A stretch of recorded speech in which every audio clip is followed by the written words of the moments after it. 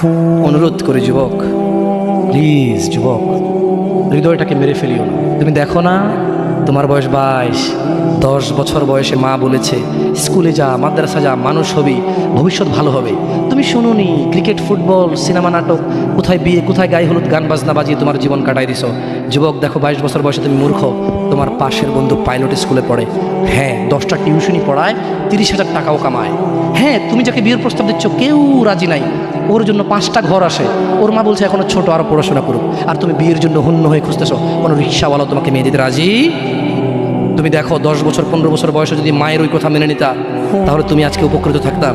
আমি জামশেদ মজুমদার 27 বছর বয়সে এসে তোমাকে বলছি তুমি গান বাজনা ছেড়ে দাও। ইনশাআল্লাহ 60 বছর পরে মারা গেলে, 30 বছর পরে মারা গেলে, 70 বছর পরে মারা গেলে ওই উপকৃত হবা।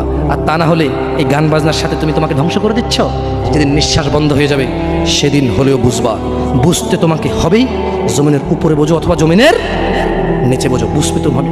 শোনো, আল্লাহ কোনো কিছু বলেছে আর তুমি বুঝবা না, হা হা পার পাওয়া যাবে না। তবে তোমাকে বলি, যা করেছো করেছো, যা গান বাজনা শুনেছো শুনেছো, এবার আল্লাহকে ভয় করে সব ছেড়ে ইস্তেগফার করো। বলো, আল্লাহ আমাকে ক্ষমা করেন, আমার এই 2 কানে গলিত সীসা ঢালিয়েন না ইয়া আল্লাহ। ছিলাম কিন্তু আমি উপলব্ধি করতে পারিনি, ইয়া আল্লাহ আজকে আমি উপলব্ধি করছি।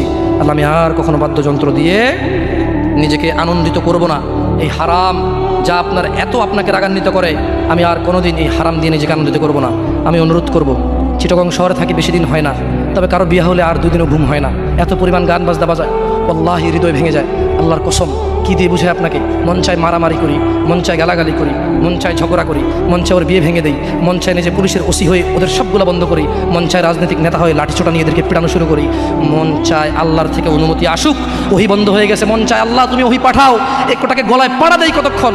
মন চায় নিজেকে যদি অনেক জ্ঞানী, অনেক কিছু হতাম, কোথাও গিয়ে যদি বলতাম গান বন্ধ করো, যদি বন্ধ করে দিত, যদি এমন কিছু হতাম, কত কিছু যে মন চায়।